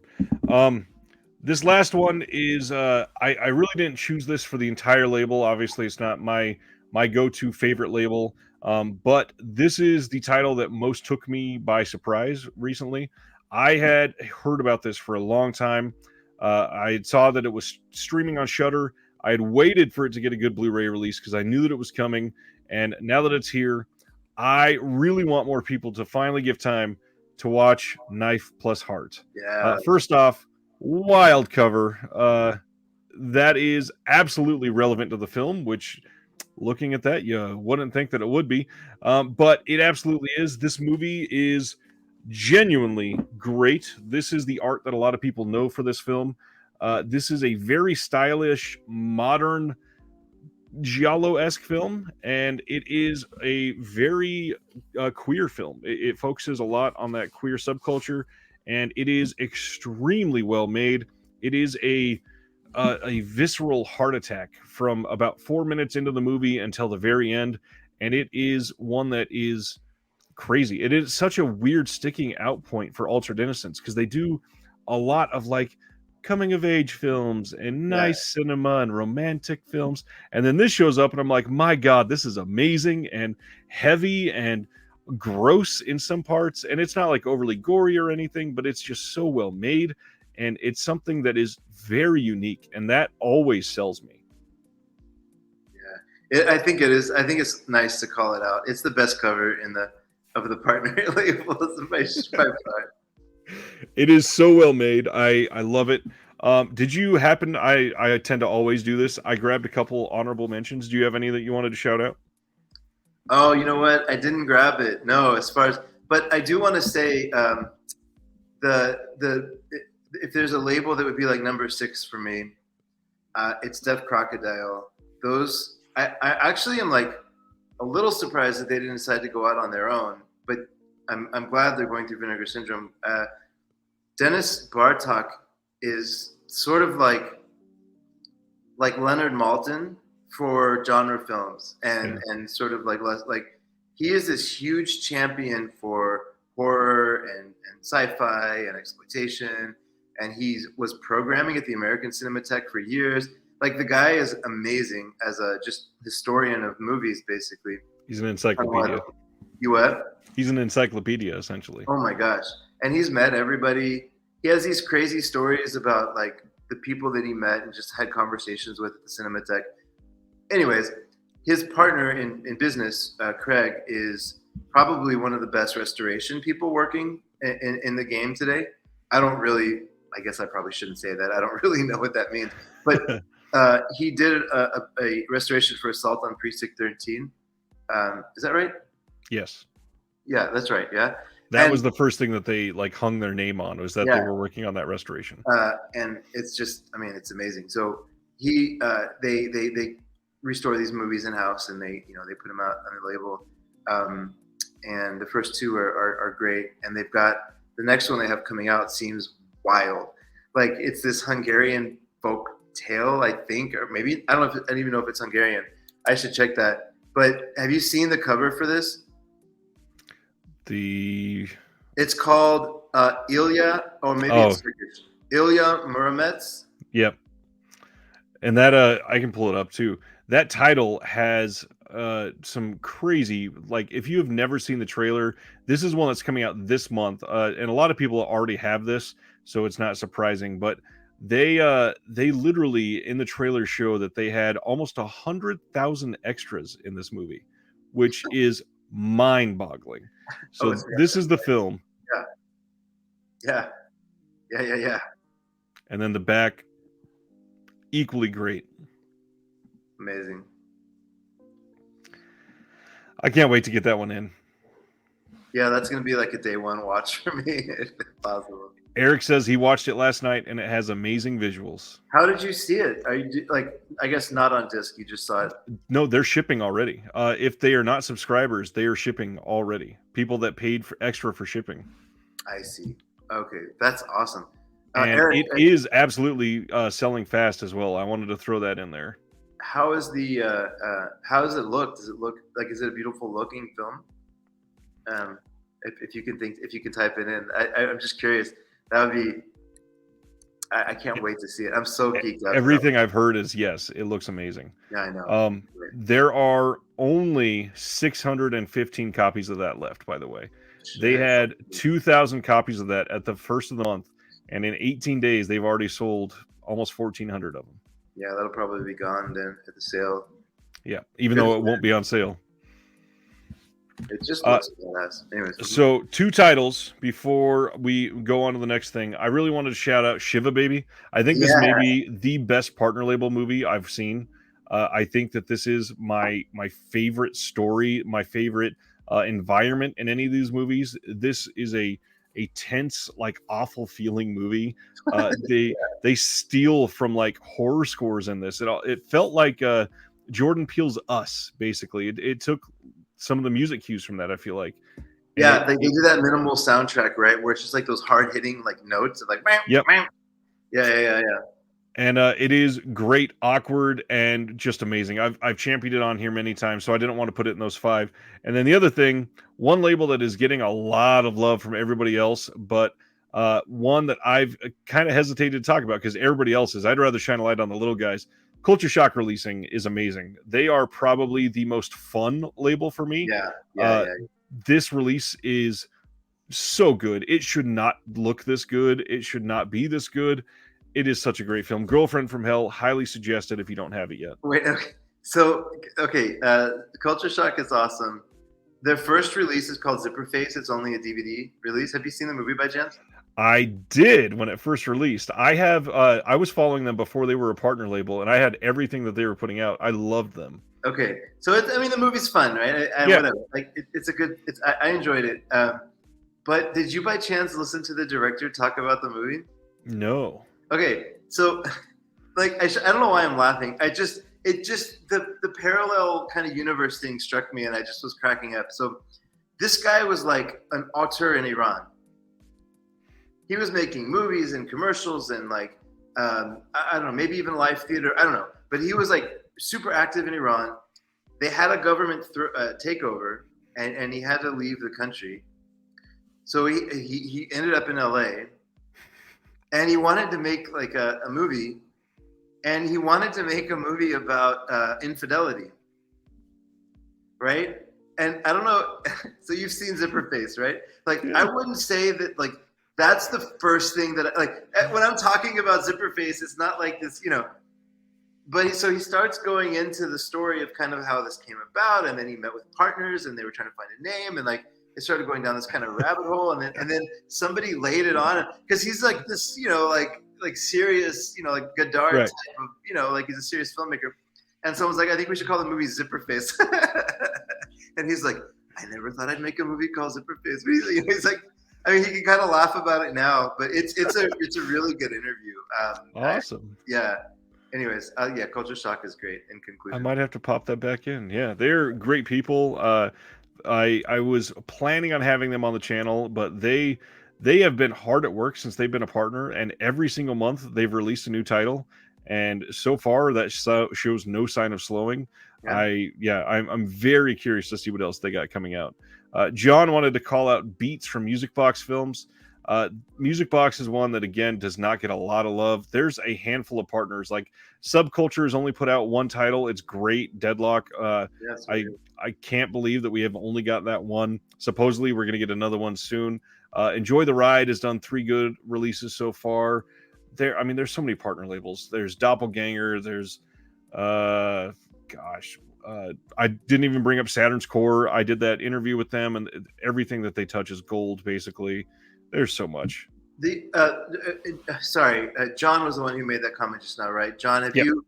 So that's really good to hear. So I saw Heavy Trip, which was another Music Box release. That movie was amazing. Like I was dying. Like that movie's awesome. So I was excited to see Beats. It feels like another one of these. I'm assuming it's a documentary, but it kind of chronicles like the early like EDM scene, right? I believe so. Yeah. Beats anyway. is one that looked good. I haven't watched it yet. That's a cool call out. I've been meaning to put that in actually. Yeah, Music Box is a good one. Anything else from partner labels that you really want to highlight? No, I'm trying to think. We've covered a lot of them on here. Probably the one that just slips under the radar. So if you haven't, if anybody on here is a fan of horror, which I imagine most of. John says Beats is a narrative film, not a doc. Interesting. Well, that makes me want to see it even more. If anybody hasn't seen The Last Matinee, I just want to call that out. It's worth. I think it's worth the price of admission. It's a cool, easy film to watch. The plot is like this thin, but it's just a really good gore, great slasher movie from Uruguay of all places. Like it takes. There's like some kind of urban legend around this guy that went into a theater in Montevideo and killed a bunch of people, and they fought back. And like, I can't tell how much of it is true or like a story they made up. I don't know. They were elusive with it, but it's a cool movie. So I think Dark Star's doing good work. And then, this is the thing, right? Like we haven't even mentioned Circle Collective, but everything they put out is amazing. And we haven't even mentioned Analog, but like what they're doing is amazing. So like, I don't know, man. Yeah, like just support the partner labels. Like they're all doing like great work. They really are. This is one of those things. There's, I believe, 21, if I counted right, 21 different partner labels now. And this is where, if Vinegar Syndrome is not your thing, there is something for everyone here. And again, it's hard to talk about this without sounding like you're just shilling for a bunch of companies. But genuinely, I have enjoyed literally almost all of it. Big World Pictures. Have you seen Rebels of the Neon God? That movie's great. I've not yet. Speaking about a movie that could easily be by Criterion or one of these, like it's amazing. It's just like slow cinema. Taiwanese movie. It's really good. Anyways, yeah. I just posted in the comments for everybody a really useful link. This is a link that will take you to only the Vinegar Syndrome titles that are currently under 500 left in stock for the limited editions. It is a very specific, only things less than 500. So if you're looking for, a certain title and you're keeping up to date on it, that is one of the best ways that you can. I wish it covered all the partner labels as well, but it only does Vinegar Syndrome at the moment. There are, a lot of things that could potentially and probably will go out of stock during this sale. So keep an eye on things if you're trying to watch those at a sale price. All the Culture Shock stuff is under 50, I think. Yeah. Most of the blaxploitation stuff is gone. I will be gone this sale, I'm sure. Yep. I've been keeping a separate tab for some of the stuff I want to pick up on this sale. Just remember, if you have not, I did put out a video, I think it was last week, about tips and ideas for the sale to help people. And one of those is what is going out of print and what will just be temporarily out of stock. If it's going to be reprinted, there's no reason to jump on it and feel like you have to get it right now. The limited editions, if you're really dying to have those slips, make sure you get those ones that you want quick, that are lower in count, because literally with some of these sales, if you wait 30 seconds, they sell 80 copies and the title you really wanted is gone already. Yeah. But to chronicle the sale, I will be live next Thursday as it goes live with all of you, going through everything that we see announced, new things like the catalog slips, the box, the mystery titles that we'll finally see, the VSAs, merch like this wonderful Vinegar Syndrome Sucks shirt. There's going to be a lot of cool stuff. Supposedly, there's going to be at least a partner label or two releasing as well. It's an exciting time. Really is. And there's a lot to love here. I'm just a big fan of all of it. So, I don't see the link. I'm just making sure it came through. It says private chat. Oh, wait, comments. Am I on the wrong tab? Oh, there it is. Oh, I'm just on the wrong tab. Here it is. In stock 500. Okay, cool. Yeah, John, you said Circle Collective's assholes. That movie is nuts. I think I don't really fully understand the connection, but I think Kyle from Utopia is somehow connected to Circle Collective. Like, if you go onto their site, it feels like it's just this collection of people that are trying to, get theatrical releases for a lot of these movies, and they're doing some home media stuff as well. But yeah, that In Stock 500 is really good, actually. I'm going to copy that link. I've also heard that we are supposedly going to be hearing about a couple more new partner labels before the year is out. Not sure if that's coming in the next 60 days or anything, but I would not be surprised, especially because June is going to be an all partner label month again. Yeah, right. What do you think there's any that would be like the first to go, not based on quality of film, but just based on like Subculture, for example, right? Like, that movie was awesome, and like it was this beautiful package. But where'd they go? Like, to break out on their own, you mean? Or they're just like, hey man, you got to put out a certain amount, to like get partner label. Yeah, I'm not sure. From what I hear, we are getting another Subculture release soon. I think that some of these, for example, let me look up who it is, because let me pull up my Instagram again, because it was announced, I think, in the last 2 weeks. There are a couple labels that are putting titles out through OCN, but they're not coming out through the Vinegar Syndrome site. Did you hear about that? No. So one of them, they're just selling it everywhere else. Like, it'll probably be available, but it won't be like a limited slip release. It's just going to be a regular release. So let me share this. We got 2 of them.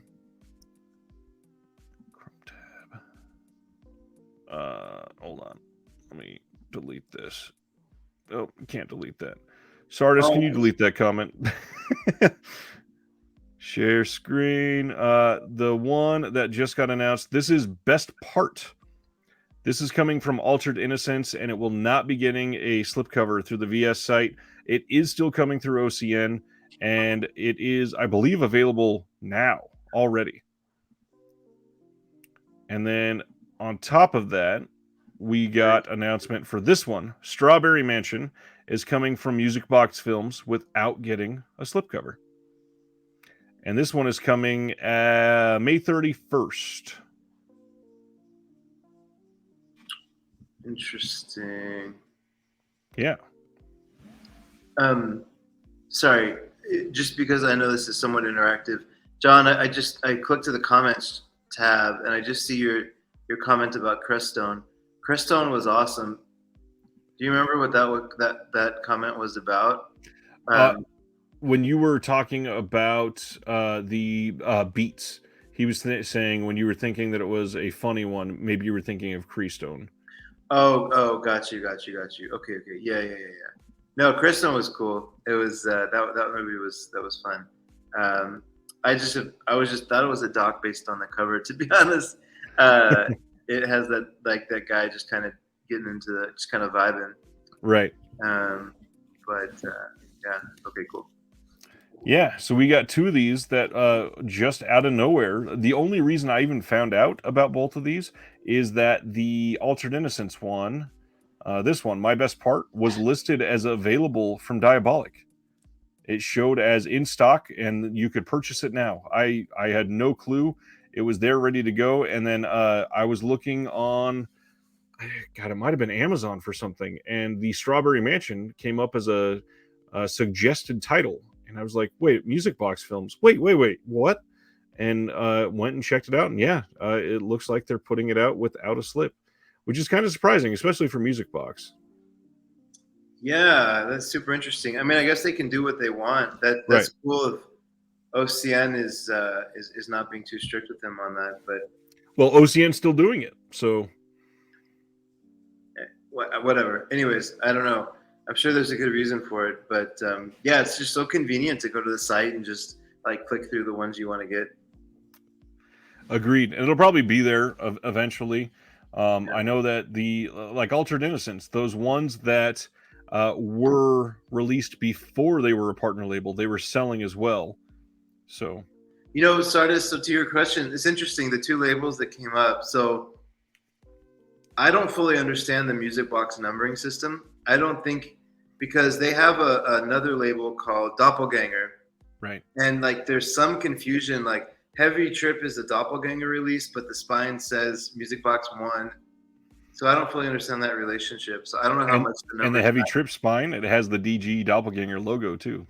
Yeah, so I don't know how much the spine kind of matters in that sense for them. And then Altered Innocence does this thing where I think it starts on 12 and then there's a jump to 15 and then Yep. 20 or something like that, and then it goes in numerical order. So it just happens to be those two labels that you mentioned. I don't think they're holding to a tight kind of number system. And then, of course, the classic one is AGFA has a missing number that was supposed to be a title that Vinegar Syndrome eventually released, and now we'll never get. I think it's number 12 or 11. 11. Yeah. So I emailed them and I was like, "What happened to number 11?" And they're like, "Oh, it came out through Vinegar. It's called Flesh Pot on 42nd Street. It's in the Severn." So it's funny the way this world works. It's in the Severn Al Adamson set now, but I got the Vinegar Syndrome release of it and I just put it in the AGFA section because that was driving me crazy. So it's just sitting there now as number 11. John says to partner Pals with Severn's Kinky collection. That was Pals was one of those Eloy Iglesia titles that came out, and Severn also has done a bunch of those. So yeah, it's just a really good time for a lot of these auteurs and directors and partners, and most of all us. We get to reap all the benefits.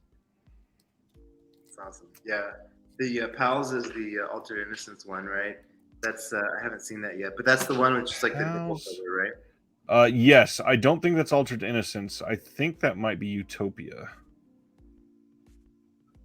Pals is it is Altered Innocence. I apologize.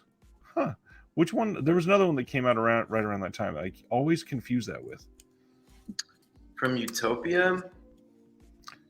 Utopia did Champagne and Shit recently. Oh, El Planeta. That's the one that they just did. El Planeta. Yeah. And this one, directed by Amalia Ullman. That's supposed to be a good film. I haven't been able to watch that one yet. Well, anything final you want to throw out there other than maybe hawking They Live by Film one more time? No, thanks for always being so nice about that. If anybody wants to come check it out, we're not making any money on the podcast. It's just it's a passion project for me. I have been collecting for 20 years and thought it'd be kind of fun to try to talk to some of the people that I was collecting from, and was very surprised that people kept saying yes. So we have, I don't even know what it is now. We have 20, 25 episodes of interviews, just sort of like just interviews. People have been extremely generous with their time. And yeah, like it's amazing. Like they're incredibly honest. And if you just want to learn about the back end of how the kind of boutique world works, I'm trying to chronicle it along with Ryan here. We're both kind of doing our parts. Oh, thank you, man. Sorry, I really appreciate that. I'm just like a guy. Like I'm in sales and I just collect movies. Like that's the thing. Like I'm not, I don't even have a film background. I just watch a lot of movies, and this is sort of a dream. It keeps me happy in my day job that I get to do this kind of stuff. And busy. I mean, you guys put out a lot of stuff. I'm extremely jealous of the people you've been able to nail down already. I'm stoked at your ability to get these incredible interviews and just the wisdom out of these people that we don't hear on a daily basis. So Thank kudos you. to you. And John, thank you so much for calling that out. So we were like, hey, should we talk to filmmakers? And we were like, yeah, I guess. And that's kind of cool. And then like, who should we talk to? And so I was like, hey, Justin, any chance we could talk to this Curtis guy? He's like, sure. And so Curtis said yes. And like, that's just an example of what I'm talking about. Like he was the most, I mean, thank you for calling that out. He's the most down to earth, like honest, like there's no pretense in Curtis. He's just like a guy that loves movies and he's getting to make some movies. And he was so humble about what he did, but like what he did with New York Ninja is super impressive. So yeah, I'm glad you enjoyed that one. I kind of pinch myself sometimes. We're trying to schedule, we have a yes, but not a date with Yellow Veil, with what's the ones that have come through recently? Saturn's Core, which I know you just spoke to as well. So the Fractured Litions podcast, I have this kind of Machiavellian plot. I want to get to know those guys really well and then get to Bill Lustig. That's like my holy grail.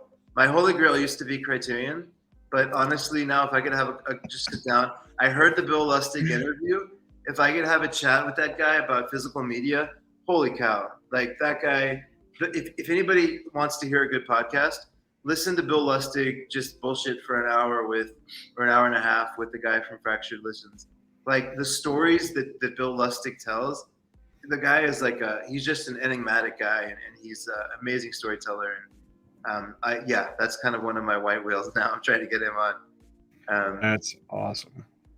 But I appreciate you giving me some time to talk about that. Knowing the way that you get into the weeds with these people, I want to see Chris talk to David Gregory. Yeah, send him my way. I mean, the Masker Lewis from Masker Video shares an office with him. Yeah. So like, it should have happened, but he's just he's obviously a busy guy. But that guy, I mean, what a legend. And there's a particular phrase that I really want to hone in on.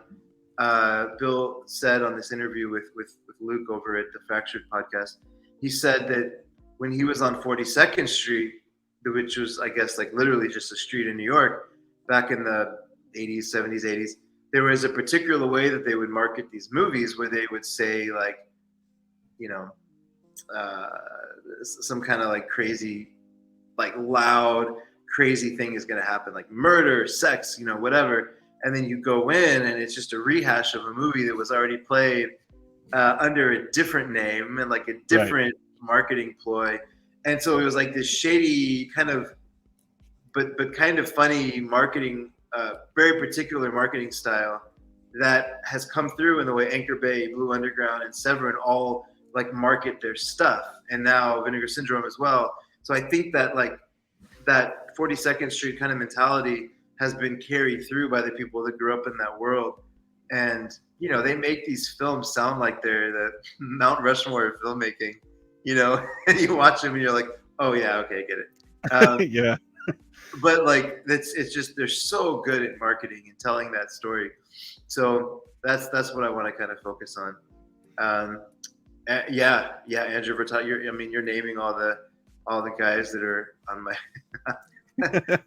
on my dream list. But if I get them, I'll send them to you, Ryan. And if you get them, send them to me because I feel like we're doing this. I feel like we've talked about this offline, but there's a kindred spirit here. You're doing it on video, and I'm doing it on audio because I think I look fat on screen. God no! I look like I ate you. I appreciate your time. I genuinely hope everybody that's still hanging out love the discussion. There's just so much to dive into with Vinegar Syndrome and all these partner labels.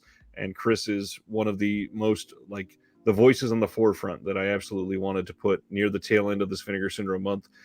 Thank you guys for being here for the rest of what we've been doing over this last month for Vinegar Syndrome. There's so many interviews and videos and just call outs that we've been able to throw out there. And it's finally coming to a head. We are 1 week away, and all of this can suddenly be solved. We can stop speculating on mystery titles and VSAs and just celebrate. So, how are you gonna orchestrate the buying versus the like talking about the movies? Carefully. I mean, the big thing is, as a sub, a lot of what I'm buying is brand new, so it's not going to sell out in the first 4 minutes. So I don't have to worry about that, thankfully. But are you like purchasing as you're live? I'm at least putting it in the cart just so I don't forget. And then maybe opening that in another tab while I continue to talk on camera. after I purchase, I'll join in. I have to. Awesome. Because I've got my list, but I'll join in after I'll be chatting along with the rest. This is the first time that I've been doing this live as the sale goes live. So I usually post all the announcements immediately, and it's going to have to wait because this is going to take precedence, obviously. I know this is going to sound petty, and I don't mean it to. With all due respect to Severin, I know they're trying they're trying their hardest. It would be really interesting to see you live cast during a Severin sale. There was one time I was trying, you talked about my research offline. I was worried about getting some information right when I did my Severin guide that I put out, and I was trying to figure out what sale was it that they last worked for like the longest period of time. I went back to other YouTubers' live streams and watched them going, nope, it's not up yet. Nope, it's not up. Oh, there it goes. Let's go buy. Oh, nope, everything's frozen. We got to sit here for a minute. Oh, there it goes. And then just trying to go in there and going back to, the last 6 sales or watching people just frustratingly click things it's so rough. The thing like, there's nothing that sells out unless you really want that like $300 like thing that they're pushing, which that's totally cool. I get it. There's nothing that sells out right away. Right. That's the thing you kind of learn. Like, if they're putting out 5,000 of something or 3,000 of something, like, it's going to be there in the morning. It's going to be there. Like, let that wave like go and like let it crash and then let it come back and then go make your purchase. And that's the same thing for Vinegar Syndrome. Unless there's something that there's only like 14 of them in stock, you don't have to press buy by 12:05. You're going to be all right. I will do it just out of habit, but no, you're right. I know you're trying to end, so I don't want to keep like having. Oh, I can talk for another half hour. You know that like Return of the King where they like keep having these like extra endings. Like I don't want to do that. What about Frankie and his pals? That was the Intervision DVD that was numbered, and it sold out within like 30 minutes, and that was during the sale where they had everybody send in their emails. No, and so only certain people that got their emails in time got that DVD, and everybody was pissed. And then nobody liked the movie anyways.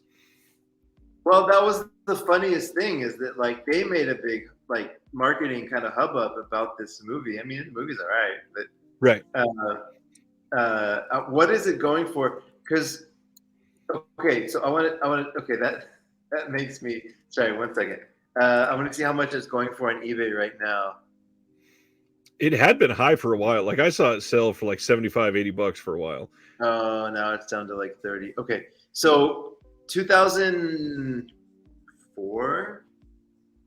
I just wanted to. Yeah, exactly. It's shot on video. Fun, exactly. So 2004, I was working at Blockbuster Video. Maybe 2003. The first Beavis and Butthead set was coming on a DVD. So of course I was excited about it naturally, right? And it came into Blockbuster. It was in the box, and it got recalled because some idiot forgot to clear the music rights. And it's all like metal and whatever, but like it's right. like big bands that are in the show. It's like real music in the show. It's not like right. What's that, home movies or Metalocalypse where they're like making the music. It's like, they have like real music. So because it was in Blockbuster system, they let people buy it. So me and let's call it like 100 or something, of the dorks in the world that knew about this like arbitrage opportunity quickly bought like 3 copies. And at one point, I shit you not, Beavis and Butthead Volume 1 was going for like $1,000 because it got recalled. And they were like, this is never going to get re-released. It was kind of like that Wonder Years fiasco where they were like, the right music's never going to get released. And now there's like, you know, a million of them online. You can get it for like 50 cents or whatever. But there was like this really brief period in time when there was all this chaos created around this DVD that was never going to get released. And that's how Frankie and his pals. It is, yeah. I still can't believe we had a sale where we had an email list of titles. Amazing. I got in somehow. I'm not the like F5 jockey or whatever. Like I came in like an hour late or something, and I had to hit refresh like 3 times, and I went through. But I think that particular, I don't mean to shit on Severin. I know they're trying, but that particular sale, I think I got my stuff like a month later or 6 weeks later, and I was like one of the first. Like I felt so bad for them. Anyways, but Vinegar Syndrome. This is, I mean, just to kind of like, you know, this is a thing that's impressive about what they do, right? It's like, I don't know if they crashed a couple years ago, maybe they did, but like they kind of figured it out. Like their website doesn't crash. Like it might load a little slowly. I think the last time the Vinegar Syndrome site had any problems was about 2016. Right? So they kind of know where to invest their money, and like they did it, and it works, and it's pretty smooth. I mean, these sales kind of go like they should. Well, and there's also no doubt that they're getting more traffic as well. So not only are they handling it, they're handling more, and they're handling it better. Yeah. So they obviously built the infrastructure to support this traffic, and good on them, man. I mean, I hope they become like a, you know, do you remember buying from Deep Discount back in the day? A little bit. I've never been a real big Deep Discount fan. I mean, they were like, it was either them or Amazon for years, right? Yeah. It was like a place to go before they even consolidated. It was like Deep Discount DVD. You went and you bought, and if you wanted CDs, it was like maybe CD or music. I don't remember, but like it was like, you know, you went to this place and you got DVDs, and yeah, it was. Yeah, and I hope they kind of get to that level. Like I'd much rather support them than Amazon, and you know, the people at the top. I don't know if they're greedy capitalist pigs. They don't seem that way. They seem to be like movie loving, you know, decent people. So. Speaking of Deep Discount, if anybody's interested, I did not post this on Instagram, so I did not cover it, but there are a lot of imprint and umbrella titles that are in their blowout bin right now, which are literally like $7 to $12, which is wild. If you want, or maybe you've got a little bit of extra saved, there are some really good limited imprint titles that are in stock at Deep Discount for next to nothing. Speaking of Australia, did you get the Mad Dog Madigan from Indicator? I did, and Mad Dog Morgan. I mean, sorry, Mad Dog Morgan. Yeah, it looks great. Just watched that. Yeah, really good movie. That's one of the ones that's coming in whenever they ship out my Panini organization. I can't wait to get it in. And that one is out of print in the UK already, and like on the verge of going out of print in the US as well. I've been going through. I'll let you go. Last thing, I've been going through like all these kind of old classic movies through this Warner. But did I talk about this last time I was on? They're like Warner Brother put out their like, here's the 100 movies we want to represent us. And yeah, I thought I did maybe. So I've been kind of going through it, and one I saw last night was Giant, and it has a young Dennis Hopper. And it's crazy to see him like all like made up, like heavy makeup on, playing sober. That 50s sort of, you know, whatever. What? I said sober. No, really. Like he's just playing it straight. It's so surreal. It's like, you know, seeing what he did later in his career, you're like, oh, this is who he was at, you know, 20 or whatever. Dude McMahon says, I picked up the Deep and Bad News Bears and Timeline from Imprint for $11 a piece. Wow.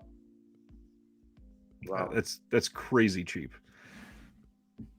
Again, I don't mind talking for another 20 minutes. So if you got other stuff, I'm fine. I will talk about this stuff all night long. That's awesome, man. No, I mean, I think supporting Vinegar Syndrome is supporting the good guys. I was really happy to come on. Obviously, any excuse to come hang out with you. I have this like weird, cause, you know, like in my day job, I sell like $20 million deals, right? Like I'm working on right now. It's literally like a $20 million deal and I'm trying to sell. It's super boring, like IT stuff.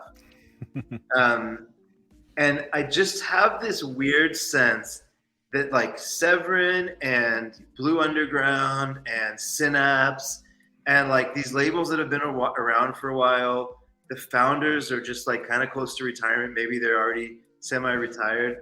Like I just have this hunch that they're going to look at what OCN is doing and either try to duplicate it or be like, can we just join y'all and like let's just call let's just have like a place to go for good, genre filmmaking or something. And hopefully Jesse or Mike or one of them gets involved in it if they decide to go that route. But I don't know. Do you know what I'm saying? Like, I just have this hunch that like, there's all these random labels that are out there that are like, you go through their own shop. Every time a new Synapse Steelbook comes out, like I go buy from them to give them the support. But I feel like Vinegar Syndrome is doing something really, really important. I just don't know what it's going to be exactly yet.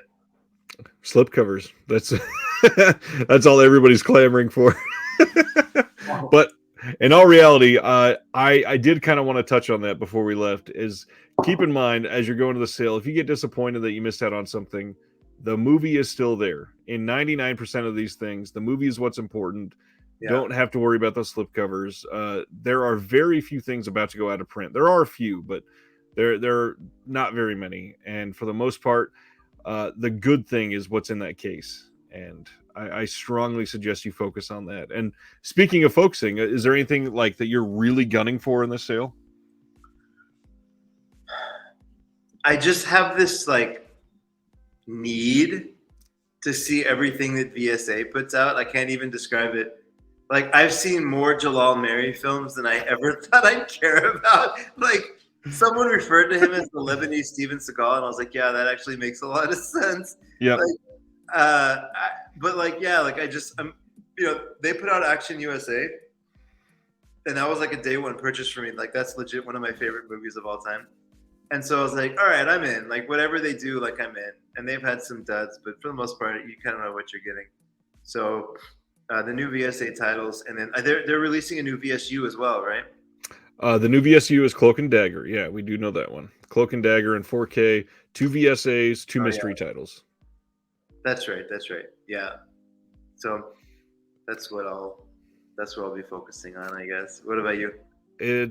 Mostly just the new stuff. As a sub, I've got all the Bear packaging coming. The VSAs I'll take a look at. It's getting a little difficult. I'm not super fan of all the cheesy action stuff. Some of them they just happen to hit. They're perfect, but man, I don't need to see any more Jalal Mary. I really don't. I really wish that we could focus on things like the Martial Law and the Action USA, and even like the Alley Cat, stuff like that. A lot of those were way better than the last few, I think. I was surprised at how much I liked The Grave. Did you see that?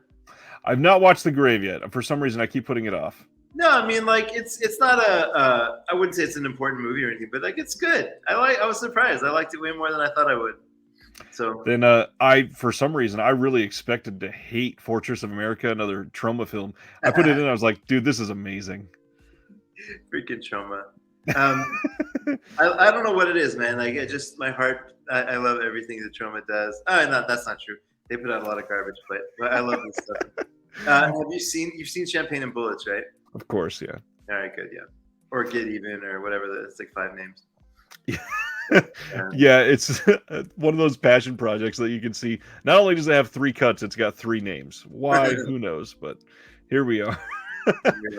That's one that shot up in price that I did not expect. That thing is going like consistently for like $80 online. No way. Yeah. What's the point? Okay. Last question. What's the point where you would consider selling some of your like limited slips? Like if it got up to blank dollars, you'd be like, man, that's hard to pass up.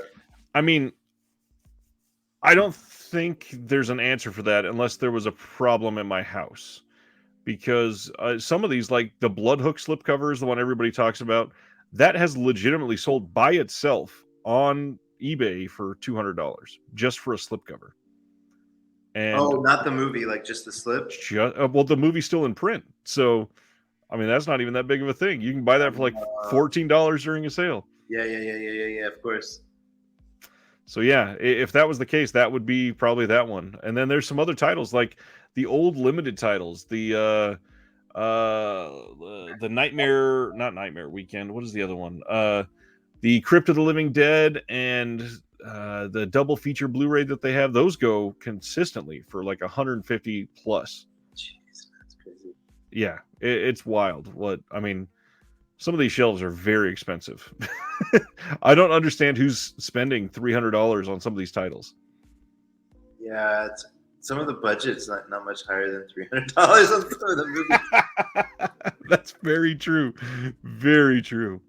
Interesting. Yeah, the closest I've ever come, I've talked. It's not a Vinegar Syndrome thing, but that old Criterion DVD of Kurosawa that I have, I've seen it go as high as 1,000, 1,500. I don't know if it's sold, but I've seen it listed at that price. And Right. typically, I think it sells around 750, 800. That's the only one where I'm like, I've seen these movies before, like, but I don't know, like I can't scalp. Like I don't want to scalp. Like I'd probably put it out there for like $200 just because I wanted somebody to have it. So I haven't done it yet, but. Sardis says, I used to throw away the slips. They just got in my way. There's a lot of people that did that and they're kicking themselves now. And it's what always gets me is the ones, the Scream Factory slipcovers that go for big bucks, because those are literally like paper cardboard. And a lot of the Scream Factory ones, they came in the plastic wrap. So all of the corners are trashed. You can see like the paper peeling on a couple sides, and they'll put them online. It's like, here, $120 your best offer. And they'll sell for like $105. It makes no sense. Terror Train is high right now, right? I think that's one of the ones that's super expensive. It's not on the top tier. I think it was for a while until Scorpion re-put that movie out. Oh, okay. And that's a lot of people's problems right now is Scream Factory is either re-releasing all their own titles again on 4K, or places like Vinegar Syndrome is getting the rights for these, like Texas Chainsaw Massacre 2. Right. For example, yeah. Oh. I fear that is going to be the theme of the year, with a lot of people complaining about it in the process. The re-releases. Yeah, and to a point, I understand that, but if a company like Vinegar Syndrome can take a Texas Chainsaw Massacre 2, put it in 4K, and get new features for it, I mean, I'm all about that better package. Yeah, exactly. And I like that they're completing stuff too. Like they put out Scanner Cop. Yeah. So now the Scanner series is like complete. You can go through Criterion, Scream, and Vinegar to watch that whole series now, which is kind of and cool. The only ones you can get in 4K are Scanner Cop 1 and 2. Not even Scanners. Scanner Cop 1 and 2. Not the Cronenberg movie. No. It's amazing. Awesome. Oh, anyways, I will let you get to sleep. Thanks for your time tonight, Chris. You're amazing. Again, everybody go subscribe to They Live by Film. I know most of you guys listen to podcasts as well. Please, they do better work than myself. So many of their interviews are things that I'm jealous and inspired by. I can't believe the names that they've gotten so far, and I just strive to be like you when I grow up. Oh, whatever, man. But thank you. That means a lot. I appreciate it. Thanks for everything, everybody. We'll see you next week. From one collector to all of you, have a good night.